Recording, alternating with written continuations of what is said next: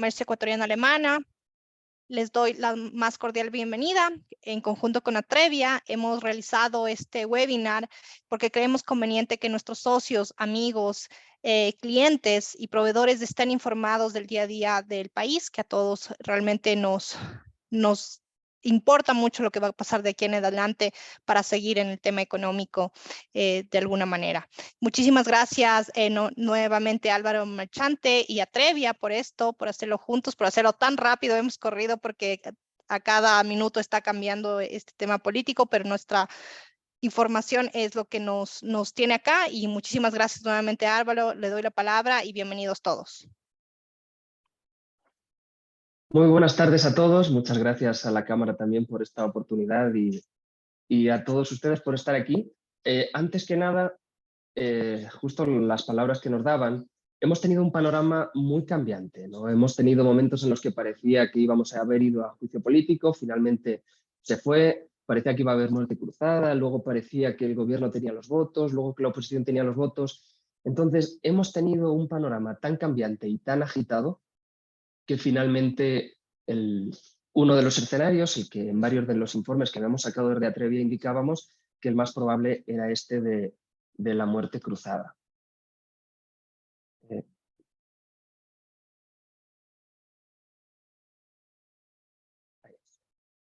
Solo para ponernos en contexto, la muerte cruzada es una herramienta que no es muy común a nivel internacional, sí es válida para Ecuador, forma parte de la Constitución, la podía ejercer el legislativo, la podía ejercer la presidencia, finalmente fue presidencia quien la utilizó y sí es importante recalcar esto porque en muchos momentos, en varias entrevistas que hemos participado, siempre tratan de preguntar por qué no es la misma situación que la de Perú. Vamos a ir viendo que hay muchas diferencias, pero la primera es que la Constitución faculta al presidente a disolver la Asamblea en cualquier momento y llamar a elecciones. Ya se disolvió la Asamblea, el CNE ya está trabajando en el calendario electoral, por tanto, hasta aquí estamos bien. Es importante tener esto en cuenta porque claro, sí puede llamar a la duda, puede hablarse de si hay o no un golpe de Estado, que son varias cosas que han estado completamente en contexto. Entonces, bajo las causales que se podía aplicar la muerte cruzada, había tres. Las dos primeras eran más complejas, de hecho la primera, que es si la Asamblea Nacional se arrogaba funciones, era la más compleja de todas, porque la Corte Constitucional tenía que aceptarla antes de ser convocada, lo cual iba a tomar tiempo, la Asamblea podía destituir al presidente y iba a ser bastante compleja. La segunda era si de forma reiterada e injustificada la Asamblea obstruía el Plan Nacional de Desarrollo del Gobierno, pero esta era muy difícil de invocar porque en el último, vamos a decir, los últimos 6 meses, el Ejecutivo no envió proyectos legales a la Asamblea, por lo que no tenía tanto sentido hacer esta convocatoria bajo este causal. La tercera era la más sencilla de todas, por atravesar una grave crisis política que generase una gran conmoción social. Esta causal la podía invocar el presidente sin prácticamente tener que justificarlo y era a su criterio, lo cual era completamente subjetiva, a favor del presidente, y esto llevó a que la propia Corte Constitucional, si pueden pasar, bueno, a que la propia Corte Constitucional lo avalase. Pero voy a volver algo más atrás y os voy a mostrar alguna información que hemos ido sacando en varios informes, a modo de antecedentes. Lo más importante de lo que habíamos dicho hasta antes del juicio político es que el presidente siempre concibió ir a la Asamblea a defenderse y que en caso de que no hubiera si tuviera los votos o no, iría a la muerte cruzada. Pero sí que serían como dos pasos prácticamente seguidos. Vimos que el presidente estuvo en la Asamblea el martes y el miércoles amanecimos todos con la noticia de que se había decretado la muerte cruzada. También veíamos algunos escenarios, ¿no? Este escenario que lleva al gobierno a tener esta capacidad de utilizar los decretos ley para seguir gobernando, ya se emitió el primero. En la reforma tributaria que se había enviado a la Asamblea, al disolverse la Asamblea, tenía que aplicarse bajo este modelo, entonces enviaron este decreto que ahora la Corte Constitucional debe validar o invalidar. Y también veíamos que había otros temas como la reforma laboral, las zonas francas, que es de los temas que siempre se había hablado, que también podrían tratarse. La reforma laboral, el ministro de Trabajo ya anunció que la estaban trabajando. Posteriormente sí salieron a decir que no iba a ser tan rápido, que no iba a ser al menos la siguiente, pero que sí estaba en agenda. Y otro de los temas era las zonas francas, que además ya se dijo que va a ser el siguiente decreto, es un tema además de inversión, por lo cual hasta aquí no estaríamos en controversia. También indicábamos que podían salir algunos ministros. Ayer salió la ministra de las aduanas, la secretaria nacional de aduanas, y por otro lado veíamos qué iba a hacer la Asamblea. Aquí sí éramos algo pesimistas porque la Asamblea parecía que lo iba a desoír, especialmente si la disolución de la Asamblea era muy cercana a la votación de destitución. Es decir, si el presidente hablaba y lo destituía y llamaba a muerte cruzada, el conflicto iba a ser menor, pero si se esperaba mucho para tratar de ratificar o conseguir los votos y luego veía que no los tenía y llamaba a muerte cruzada, se podía dar un escenario bastante complejo en el cual la propia Asamblea se podría autoconvocar, etcétera, etcétera. Pero aquí sí es importante, puede que haya pasado desapercibido, pero la página web de la Asamblea Nacional se cayó después de la muerte cruzada y no solo es que se cayó la página web, también se cayó el sistema del correo electrónico. Cualquier convocatoria de los asambleístas, y esto es importante, se tenía que hacer a través del correo institucional, por tanto, sí que se impidió, si es que hubo alguna intención técnica de hacer esto, que en la Asamblea no se pudiera convocar y poder destituir al presidente. Y teníamos al último actor, la CONAIE. La CONAIE siempre es como el actor que más intriga, que no se sabe si va a salir a la calle, que no se sabe si hará las famosas acciones de hecho, como las llaman. Pero ya vimos que en la primera rueda de prensa de la CONAIE indicaron que van a estar expectantes, van a analizar, se convocaron para el próximo día 25 y aquí la clave es el tipo de decreto ley que emite el gobierno. Si hace decretos ley en materia económica complejos o de alta, que cambien muy radicalmente la situación actual, lo que incluso la Corte Constitucional podría indicar que es una regresión de derechos e invalidarlo, sí podría hacer que esto hiciera a la organización indígena salir a la calle. La categorización del discurso que está utilizando también es muy agresiva. Hablaban o pedían a la Corte Constitucional que evitase un gobierno dictatorial. Es decir, ya vemos cuál es el posicionamiento discursivo que estamos viendo aquí. Pero ahora volvemos a lo que está pasando. Y es la aceptación de la Corte Constitucional. Hubo probablemente 4 hitos que hicieron que la muerte cruzada no se considere un golpe de Estado. Más allá de que la Constitución permite al presidente utilizarla en cualquier momento una vez durante su mandato, sí vemos que lo más importante fue la aceptación de la Corte Constitucional, que además inadmitió las demandas por unanimidad, fueron 6 demandas en total. Además, no solo alegó no tener competencia para evaluar si la invocación de grave crisis política y conmoción social estaban bien, sino que además dice que ninguna otra autoridad judicial tiene competencia. Esto seguramente lo habrá dicho por aquellos intentos o incluso hechos de algunos jueces de lugares, vamos a decir, pequeños, de pueblos de la costa, de pueblos de la sierra, de pueblos de la Amazonía, que a través de la figura del habeas corpus liberaban a un narcotraficante, liberaban a algún cabecilla de alguna banda. Entonces, para evitar que algún juez de cualquier lugar invalidase este decreto, a través de una medida cautelar, como se ha hecho hasta ahora, pues ya declarase que no tienen esta competencia. Pero también hubo otros elementos. Quizás el más importante fue que inmediatamente, después de que se convocara la muerte cruzada, las Fuerzas Armadas salieron a una rueda de prensa aceptando el decreto y declarándolo legítimo. Es decir, el presidente ya contaba con un apoyo de las fuerzas del orden para también garantizar su decisión. Por otro lado, teníamos los partidos políticos. Si es cierto que el Partido Social Cristiano, una parte de Pachacuti, una parte de la Izquierda Democrática presentaron estas demandas, vimos que la principal fuerza política del país salió a decir que podría ser ilegal, que podría ser ilegítimo, pero que en buena hora, que así se acorta el tiempo que va a estar Guillermo Lasso en el poder, o Alfredo Borrero, su vicepresidente, que en caso de haberle sustituido habría sido como una continuidad del tiempo. Entonces, el hecho de que la principal fuerza política haya respaldado, aunque haya sido con críticas, esta decisión, también hace que el movimiento indígena tenga menos peso y que en caso de hacer alguna movilización no le apoyarían. Esto es muy importante porque sí se ha especulado que todas las movilizaciones previas del sector indígena contaron con el respaldo del correísmo, lo cual le daba bastante más trayectoria.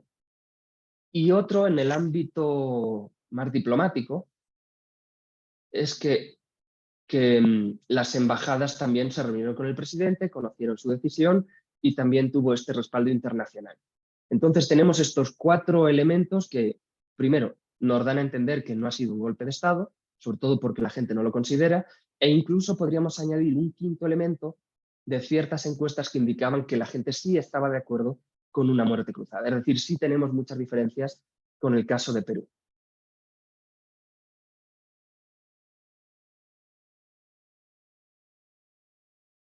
¿Vale? Esto nos deja 2 escenarios.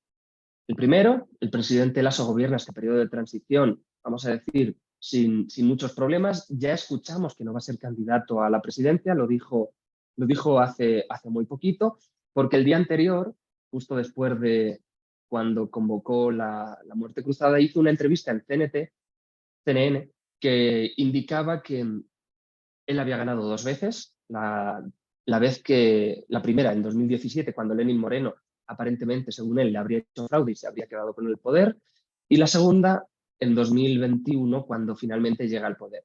E hizo un comentario que es: no hay 2 sin 3. Es decir, no solo daba por hecho que se iba a lanzar, sino que también podría ganar. Ayer, en una entrevista con el Washington Post, también prensa internacional, indicó que no tiene intención de lanzarse, sino que su partido respaldará otra candidatura. Ahora veremos con detalle este escenario. Y el segundo, movilizaciones que podrían adelantar la salida del presidente Lasso en caso de que estos decretos ley tengan una connotación más de cambio. El primer escenario, sí vemos que va a haber mayor estabilidad, porque el foco, si bien va a ser atacar al presidente, especialmente si hubiera decidido ser candidato, que todavía podría cambiar de decisión, se habría centrado toda la campaña en un ataque. Si bien esto podría haber causado inestabilidad política o crítica política o algo así de un clima de confrontación directo, en el ámbito social y empresarial podría haber alguna mejora. El presidente, en estos meses que todavía le restan de gobierno, deberá apelar a un diálogo con distintos sectores, pero lo importante es saber si le aceptarán ese diálogo o si las fuerzas más importantes del país, la industria, los sectores sociales, etcétera, prefieren esperar hasta el siguiente gobierno. Lo que está claro, eso sí, es que va a gobernar a través de decretos, tendrán que ser avalados por la Corte Constitucional. El primero ya salió, la nueva reforma tributaria, se está trabajando en la zona franca. La reforma laboral podría estar en cuestionamiento, incluso para que el propio presidente tiene dudas de si la debe lanzar o no, porque sabe que cualquier cambio de flexibilización del despido, que es la clave de cualquier reforma laboral, tendría bastantes consecuencias. Y también se habla de una nueva ley de contratación pública que tendría algunas consecuencias directas, sobre todo dirigidas a los montos que se pueden aumentar los proyectos en caso de que ganen, ¿no? El famoso porcentaje que siempre se han elevado hasta ahora los contratos por falta de cálculos o por algunos otros motivos. En cualquier caso, salvo que fueran temas fortuitos, en este sentido sí que habría complicaciones. Y por otro lado tenemos la inversión. La inversión aparentemente esperará el nuevo gobierno. En una reunión que hubo en Estados Unidos con actores gubernamentales ya le dijeron que primero pasase el juicio político, luego se viera qué pasaba, pero sí parece que ya no solo la inversión, sino que también desembolsos de crédito al país podrían esperarse hasta el siguiente gobierno. Por eso también el CNE está tratando de acelerar todo el proyecto, que sean 90 días, lo cual sí parecía prácticamente imposible. De hecho, cualquier periodo electoral dura un año, porque son muchas fases. Estamos hablando de inscripción de partidos, apelaciones, inscripción de alianzas, apelaciones,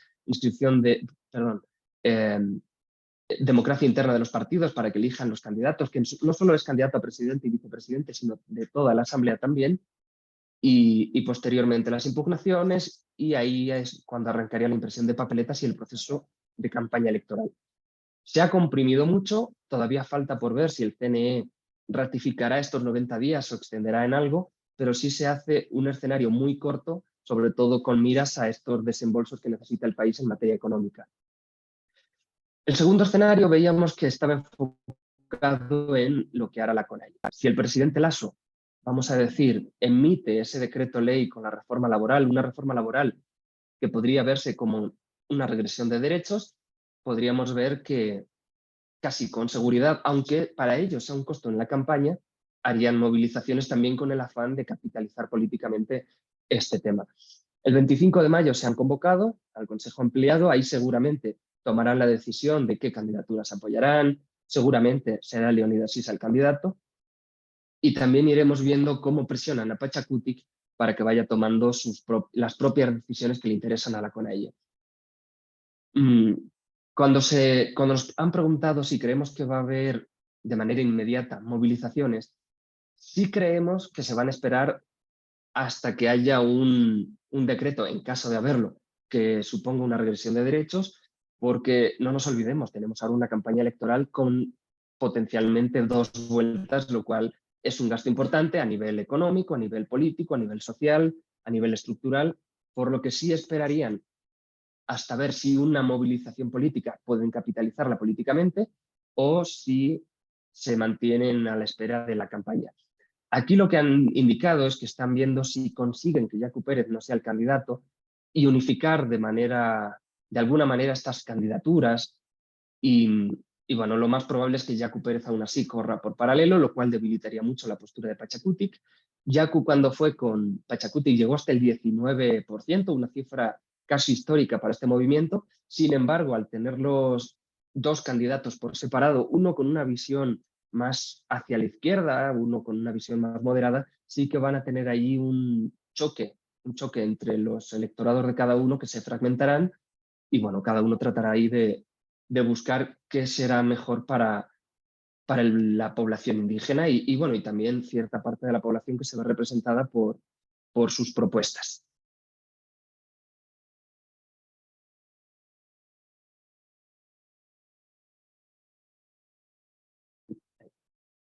Una menos, por favor.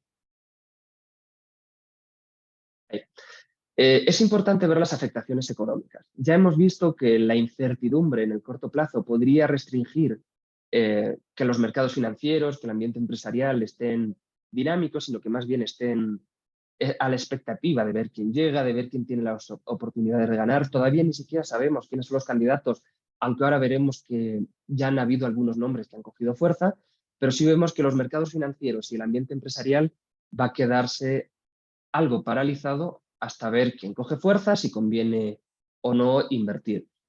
En el medio plazo es cuando tenemos que ver si el movimiento indígena convoca marchas o paros a nivel nacional. Ya vimos que en el año anterior hubo un paro de 18 días, lo cual causó estragos a nivel nacional, especialmente para el sector empresarial, que tuvo unas pérdidas por encima de los 1.000 millones. Y claro, estamos hablando de que en el corto plazo tenemos incertidumbre, en el medio plazo puede haber marchas y paros que afecten a la economía, por tanto, la inversión va a estar algo restringida y los desembolsos de organismos multilaterales, de créditos que pueda recibir el país, también van a estar a la expectativa. El gobierno tratará de que cierto desembolso que hacía falta del FMI llegue cuanto antes, porque si no podría incluso ponerse en riesgo el pago de funcionarios, pero aquí es donde los organismos multilaterales también esperarán a tener claridad de si va a venir cierta ideología política al país, si esta ideología va a ser cercana a sus intereses, etcétera, etcétera. Ya vimos que en el pasado hubo un default cuando el país se negó a pagar estos créditos internacionales, por tanto sí que hay cierta reticencia ahora mismo a mover los flujos económicos en el país y hacia el país, ¿no? Este es un panorama que es bastante gris, pero sería difícil ver un panorama distinto. Muchos de aquí sois empresarios, seguramente estáis de acuerdo y bueno, todavía faltaría ver que el CNE convoque, que empiecen a salir encuestas, que se pueda visualizar qué va a pasar y quizás ahí es cuando pueda retomarse este flujo económico. Se avecinan elecciones, van a ser más pronto de lo que parecía. Se estima que pueden ser el 20 de agosto, hablamos de 3 meses, por tanto, sí, 3 meses y un día. Así que vamos a tener aquí muchos nombres. Por un lado hemos tenido a un Jaime Nebot, que no ha dicho públicamente todavía que vaya a ser candidato, pero sí que en su partido han dicho que tienen al mejor candidato, que podría ser él. Por otro lado tenemos a un Yacu Pérez, que ya tuvo el 19%, pero ahora ya no va por el partido del gobierno, perdón, el partido de Pachacutic. Tenemos también a un Javier Herbas, que llegó hasta el 15%, pero también se quedó sin partido. Y luego tenemos otras figuras. Un Leonidas Issa, que podría capitalizar esa fortaleza y estructura que dejó Yacu Pérez a nivel nacional. Un Pedro Freile, que vimos que en la candidatura que tuvo a la alcaldía de Quito llegó al 20%, una cifra considerable para una persona que había tenido en la presidencial anterior el 2%, recordando algo así a Mauricio Rodas cuando también se presentó a presidente y luego peleó hasta última hora la alcaldía. Su discurso, claro, lo enfocaría en un tema de seguridad, probablemente vendría un Bukele al país a ayudarle en la campaña, lo cual hace que, si bien podría no parecer un candidato con tanta fuerza, podría coger peso si el tema de la seguridad sigue con fuerza. Por otro lado, tenemos un Fernando Villavicencio, que quizás es el primero que fue a salir a decir que era candidato. Por el ala del correísmo se hablaba mucho de Marcela Guiñaga, pero recién acaba de entrar a la prefectura como prefecta, y un Carlos Rabascal, que fue el candidato a vicepresidente de Andrés Arauz y que podría también tener peso. Por otro lado, tenemos a un Otto Senne-Holmnes, que parecía que iba a ser candidato a la alcaldía de Guayaquil, finalmente se fue a hacer un máster en Harvard, no participó, y que su figura también genera bastante expectativa.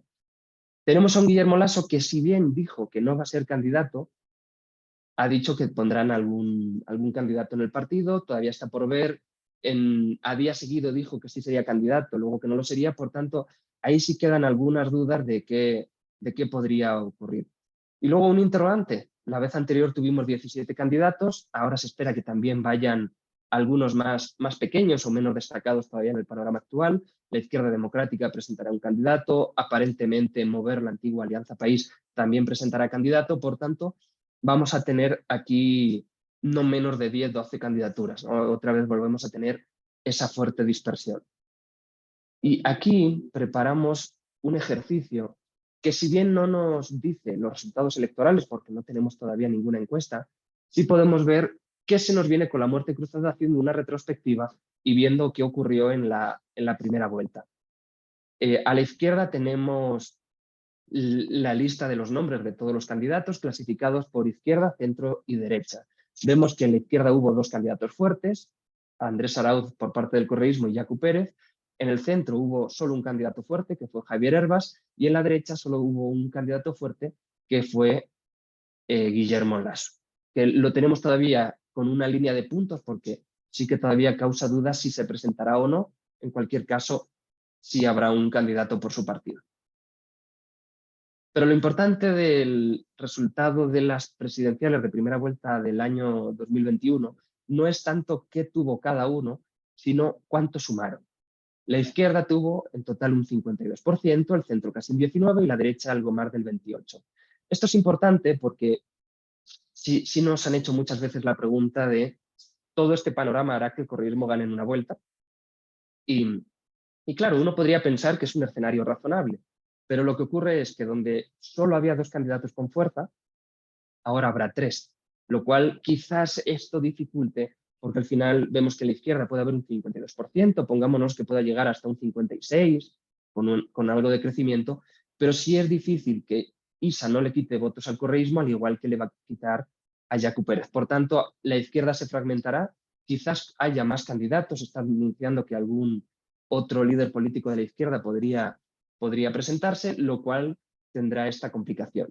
En el centro tenemos un Javier Herbas que tendrá que mirar a la izquierda, porque por la derecha va a tener bastante competencia, por tanto, quizás veremos a un Javier Herbas más de centro-izquierda que de ese centro que tuvo la campaña anterior, donde también probablemente tendrá que competir con un Yacu que tendrá competencia ideológica en su segmento más del indigenismo, con un Issa que se va a radicalizar, ¿no? Por tanto, Yacu tendrá que moderarse, competir con Herbas y ahí también generar este trabajo. En la derecha tenemos un Guillermo Lasso que seguramente acusará o seguirá acusando a todas las fuerzas políticas de no dejarle gobernar, a un Otto Schneeholdner que tendrá que centrarse, aunque tiene una posición ahora mismo algo más en el imaginario colectivo en la derecha, tendrá que centrarse, competir con este Yacu Pérez, con este Javier Herbas, porque en la derecha va a tener una competencia bastante fuerte. Hablamos de un Pedro Freile que podría radicalizarse en el discurso de seguridad y en el discurso del orden, con un Bukele que, en caso de venir al país, haría que toda la atención se centrase en su campaña.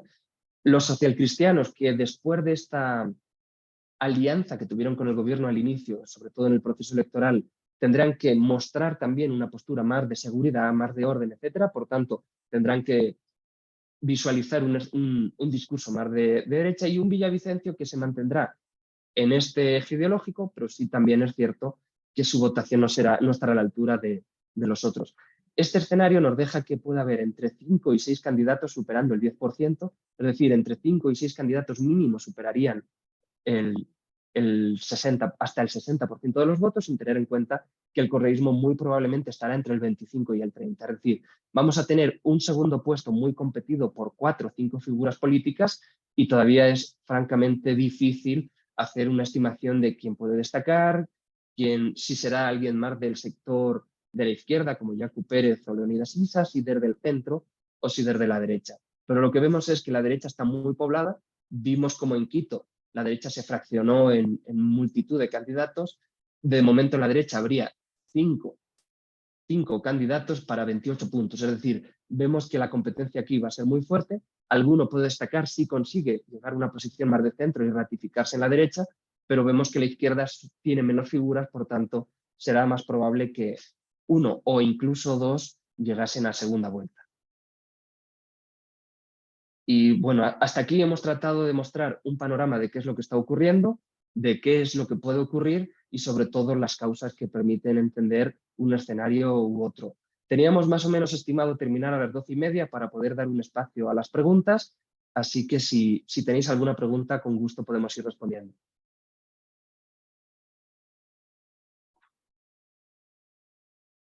Interesante, un tema muy importante. Bueno, tenemos algunas preguntas. Hay 2 que están relacionadas. Voy a empezar, si te parece. Bueno, la primera dice: saludos a todos y a todas. El cierre de abril 2023 ya se evidenció el déficit presupuestario, menos 700 millones, y aún queda la necesidad de financiar 700 millones en el presupuesto 2023. ¿Qué perspectivas se ven de cerrar estas brechas en el corto plazo? Claro que sí. Como hemos dicho anteriormente, hubo una delegación del gobierno que fue a Estados Unidos a ver de qué manera podría haber un desembolso para cubrir este déficit inmediato y ver de qué manera se programaba para los otros 7.000 millones. La respuesta de los organismos multilaterales y del gobierno estadounidense no gustó al gobierno. En esencia le dijeron que tienen que esperar que el juicio político pase. El hecho ahora de tener un proceso electoral tan corto en el tiempo muy probablemente hará que tengan que esperar hasta el siguiente presidente para ver cómo organizan esto.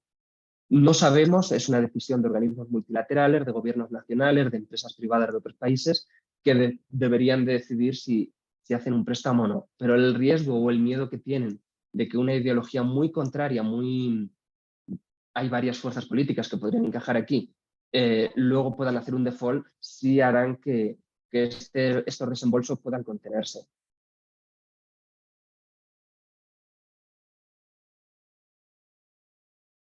Presupuestaria es un desafío. Menos del 15% ha sido ejecutado en estos primeros 4 meses. ¿Puede el gobierno capitalizar oportunidades si se enfoca en la ejecución? Los bajos niveles de ejecución pueden deberse a 2 motivos. Uno, que ya está devengado pero no ejecutado, es decir, que ya está programado porque han tenido un contrato que tiene diferentes fases, y a medida que van aumentando las fases también. Por ejemplo, en algún momento el ministro de Transporte le habían dicho que tenía un 10% de ejecución, pero él salió a decir: tengo el 40% devengado, es decir, comprometido. Por tanto, pese a ser marzo, no estaba tan mal. Pero sí es cierto que el nivel de ejecución en términos globales es difícil. El escenario de juicio político se ha alargado en el tiempo, ¿no? Desde prácticamente inicio del año ya se estaba hablando de este tema, por tanto, eso también hizo que el gobierno y que algunos ministros prefiriesen estar en stand-by. Si puede o no capitalizar las oportunidades, va a ser difícil. Si bien la Asamblea no pintaba nada en el tema de ejecución, es decir, es un tema netamente del Ejecutivo, no lo estaban haciendo por este miedo, por esta falta también de desembolso de organismos internacionales y porque los municipios también estaban saliendo, lo cual cambiaba las reglas del juego. Ahora tenemos unos nuevos municipios que van a recibir un presupuesto superior al que tenían en años anteriores. Por tanto, sí se podría ver algo más de ejecución, no necesariamente desde el gobierno, pero no es de esperar el inicio de grandes proyectos de infraestructura.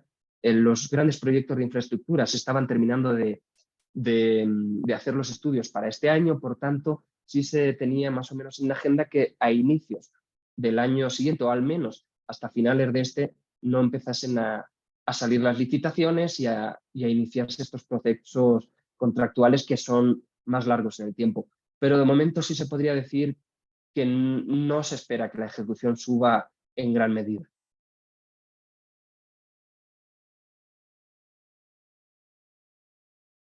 Asistentes, que sus preguntas las vamos a estar recibiendo por el chat de preguntas, por favor. Bueno, sigamos con la siguiente. Claramente no sabemos aún cómo terminarán las alianzas, ni tampoco quiénes serán los candidatos finales, ni sus propuestas específicas. Pero con los nombres más sonados, ¿cuál se proyecta como el candidato más adecuado para los intereses inmediatos? Año y medio de gobierno, pero con proyecciones al nuevo 2025, o sea, al futuro, ya sea de izquierda o derecha. Claro, es muy subjetivo decir si un candidato lo haría mejor en un gobierno corto, si se podría proyectar para después. Lo que podemos ver es que hay una fuerza política en el país que es dominante sobre las demás, aunque sí se vino a menos en los últimos 4 años, pero que todavía sigue siendo la fuerza dominante. Hablamos del correísmo. El correísmo vimos que sacó un 32%, que ahora ganó en las principales ciudades del país y en las principales provincias. ¿No? Vimos que es la primera vez que un mismo partido controla Quito y Guayaquil, además de las prefecturas de Guayas y las prefecturas de Pichincha. También tiene Manabí, tiene Azuay, es decir, se hizo con un control territorial bastante fuerte. Quizás esto también causó algo de miedo al gobierno, tener un espacio territorial no amistoso, una asamblea donde los asambleístas del BAN o más cercanos al gobierno iban a estar en espacios marginales y por eso se llegó a esto de la muerte cruzada. Definir si uno lo hará mejor o peor en tan corto plazo y con un presupuesto ya asignado que simplemente tendría que ejecutar con ciertas modificaciones es difícil. Podemos ver que el candidato del correísmo todavía no se sabe quién es, podría ser Marcela Guiñaga, podría ser Aquiles Álvarez, Pavel Muñoz o quizás Carlos Rabascal, que es el que más estaba sonando, tengan mayor estructura a nivel territorial, lo cual le podría dar algo más de soporte también para movilización ciudadana, etcétera, etcétera, y de apoyo social. Pero luego vemos también otros candidatos que pueden enfocarse o trabajar con más contundencia en los temas de seguridad, los temas de empleo, los temas sociales, los temas de salud o educación, que también tienen bastantes necesidades por solucionarse. Por tanto, es muy difícil saber quién sería el mejor. Podríamos decir quién sería el mejor para cierto tema concreto, pero sí que entraríamos en algo subjetivo y en algo también poco razonable a la expectativa todavía de ver encuestas.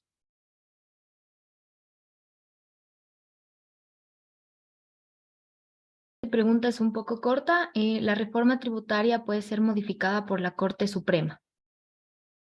No soy constitucionalista, pero hasta donde se ha podido escuchar, la reforma tributaria que llega a la Corte Constitucional es solo para recibir el sí o el no de la Corte. Sí, quizás algún abogado o algún constitucionalista pueda dar una respuesta más específica, pero la Corte Constitucional no pasa a ser un organismo legislativo, sino una especie de organismo de control.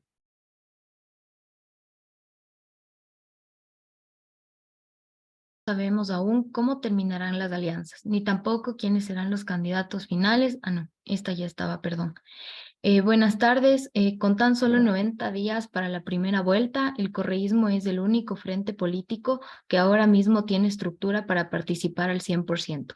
El resto deberá armar sus listas a la carrera. Por otra parte, el nuevo presidente gobernará tan solo por 1.5 años.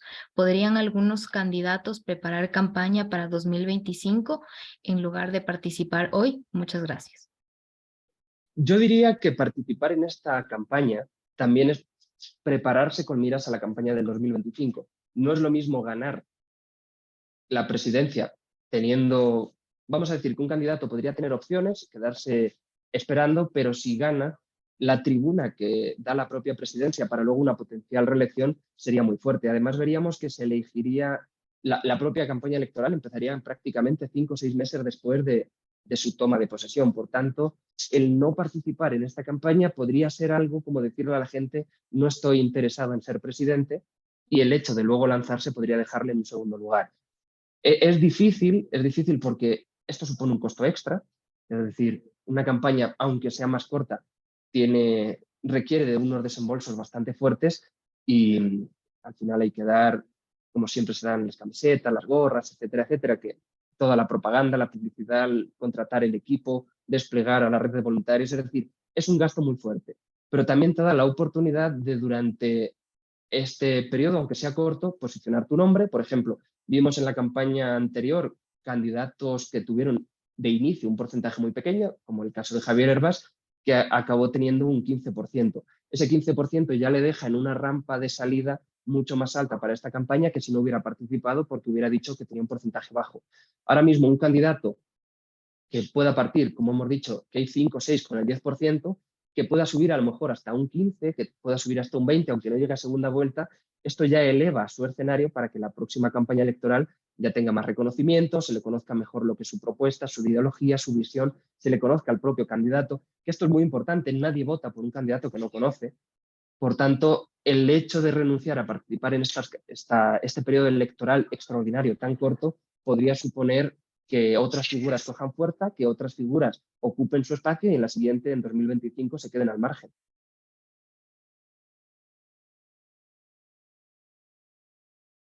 Tu análisis, ¿el riesgo país seguirá subiendo y sobrepasará los 2.000 puntos o no? ¿Cuáles serían las consecuencias más inmediatas? Es difícil ver cómo van a reaccionar los mercados y si al final tomarán la decisión de apoyar o no los mercados. Si los mercados ven una oportunidad a corto plazo de hacer algunas gestiones importantes en Ecuador, los bonos podrían bajar. Lo normal es que en un periodo de incertidumbre, como estamos ahora, que no sabemos ni siquiera si en menos de un mes habrá movilizaciones, que si en menos de un mes el presidente podrá enviar decretos y tendrá algo de reticencias para no causar una convulsión social más fuerte. Por tanto, sí es de esperar que el riesgo país suba, no sabríamos decir hasta cuánto, pero lo normal es que se mantenga la incertidumbre. Perfecto, muchas gracias.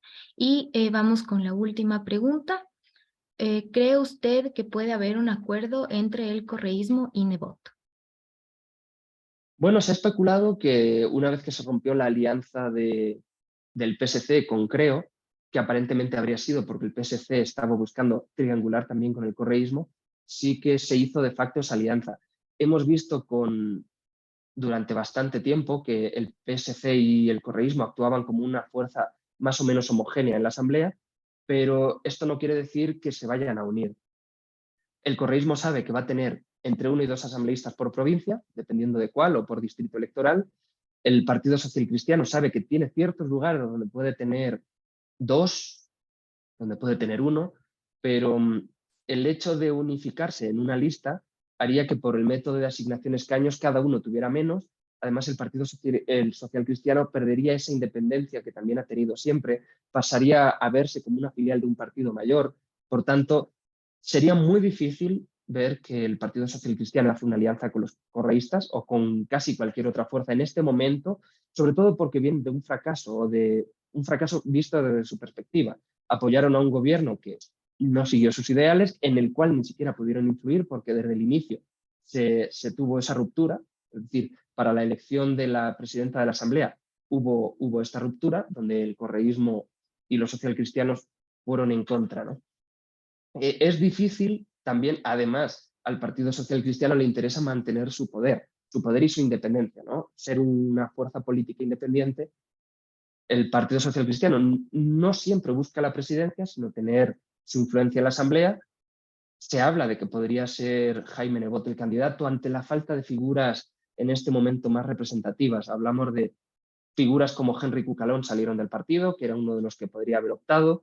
Cristina Reyes se salió del partido, también tuvo broncas internas, por lo cual ya no sería otra figura. Entonces ya iríamos a figuras mucho menos conocidas, y lo cual el arrastre presidencial de una figura poco conocida sería menor, lo cual también haría que tuviera menos asambleístas. Es difícil, yo no visualizo una alianza entre correísmo y socialcristianos, más allá de que sea de palabra. No, me refiero a una alianza per se.